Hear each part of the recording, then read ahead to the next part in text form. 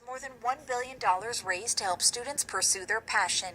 Oklahoma State University, America's brightest orange. Learn more at okstate.edu. From Epson, with Workforce All-in-One Printers for Business, powered by Precision Core Technology. Providing a full line of workforce printers designed for home offices, small offices, and networked work groups. Learn more at epson.com. From PBS, where Frontline examines the difficult conversations between doctors and their dying patients. Being Mortal, airing tonight at 10/9 Central on PBS and pbs.org. And from the sustaining members of this NPR station.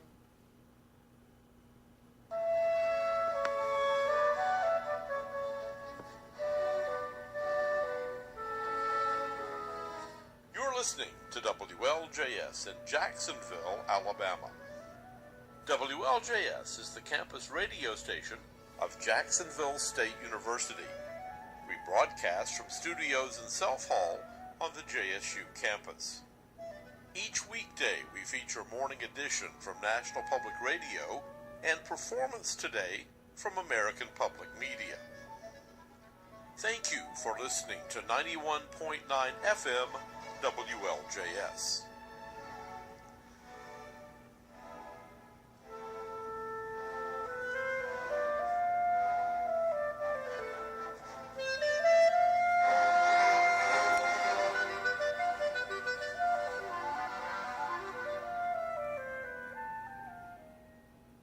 Good evening, Gamecocks.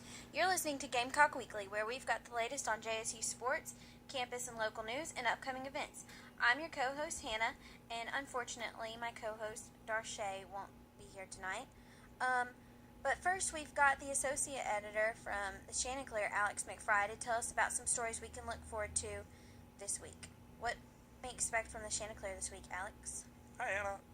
This week, everybody can be looking out for a special Valentine's Day edition of the Chanticleer to celebrate this Saturday's holiday. We'll be covering the speed dating event this week. We will also be looking for some op-ed stories regarding people's opinions on Valentine's Day who are and are not in relationships, so that'll be interesting. We will also be covering the Alabama gay marriage events that have happened earlier this week as well. So just some major things to be looking for from us. If you are interested in writing for the Chanticleer or covering any of these events or those like it, you can email us at shantynewstips@gmail.com. That's CHANTY newstips@gmail.com. Or you can stop by our office. That is room 124 in Self Hall on campus.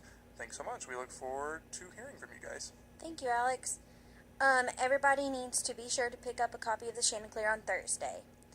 Next, we've got Jefferson Varner IV, who is a writer for the Chanticleer, with a really interesting news story. What have you got for us, Jefferson? Hello, Anna. I have an update regarding an incident that occurred on January 20th, 2015 on the campus grounds at Jacksonville State University. An individual named Blake Graham entered JSU premises through the form of dancing. According to Graham, the event began shortly after completing a half-hour meditation session at the Jacksonville Town Square. Graham's plans following the session were to drop by his friend's recording studio, located at 7th Avenue. Blake Graham, an aspiring hip-hop musician, embarked on dancing towards his destination as opposed to walking.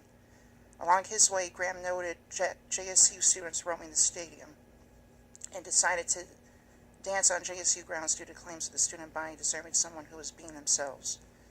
The event, however, met criticism with few students and accumulated the attention of UPD. I caught up with Blake on the incident, and he shared some of his recollections with me. I started walking to the studio, and I get about halfway there, and I was like, nah, I'm not done dancing. So I just kept dancing, walking down 21, and I walked down Mountain Street, and I got to the stadium, and I was like, these are people my age. They deserve to see somebody dancing. They deserve somebody that's going to just be themselves, right? So I just started dancing, going down, dancing around the campus, and I get to the quad, high-five a few people, obviously got strange looks. It was mixed emotions. And I'm just having a good time. And then I look up, and I see the cop car, and I was like, oh, they're coming for me. Like, I know they're coming for me. So I just said, screw it, I'm just going to keep dancing. And as soon as they got close, I took my headphones off, and I said, so I guess you're coming to talk to me. And they're like, yeah, we got calls, and they said that you were intoxicated. And I was like, no, I'm just dancing. And regardless if I would have been drunk, it's not going to take 3 officers to stop me, you know. I saw an opportunity. I'm like, wow, the cops are coming to talk to me. I don't know what they're going to do. They're coming to talk to me, and I'm doing nothing wrong. And I'm a huge advocate of filming the police. And you know, they can't do anything, so I'm going to pull out my camera in this situation. And I did. The video, which features Graham and 3 UPD officers, has since then been added to Graham's personal Facebook and has reeled in a staggering 4,400 view count. In spite of Graham's claims, Chief Deputy Giddy, who was among the police officers at the event, confirmed that warnings were issued to Blake Graham if he did not show ID verifying his student enrollment at JSU. Giddy further claimed that because of Graham's lack of compliance with UPD's demands, Graham was additionally warned that he would be arrested if he did not leave the premises upon immediate request. Following the conflict, Blake Graham claims police advised him to keep clear of ever walking on campus for an undetermined amount of time. Though it's not exact what punishment he would endure if not followed, Blake Graham alluded that the consequence could brand him a criminal. The dancing phenomenon has since generated an array of feedback from various JSU students, with some perceiving the incident as bad publicity for the university, while others go on to classify UPD's actions as a form of overreaction, compared to bigger issues stemming from recent car robberies. When addressing the reception obtained from fellow JSU students, Blake Graham stated, It's just like with anything. Critics are going to be critics. Mouths are mouths. You know, they're going to say all kinds of things. I know I've said all kinds of crazy things in my life. So I expect people to think of me as the bad guy in some situations. And I also expect some people to think of me as the good guy.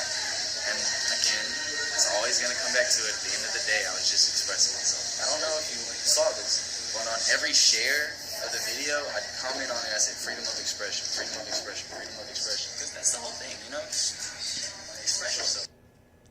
Additionally, Chief Deputy Giddy shared his thoughts concerning students' claims of UPD not handling the car robberies.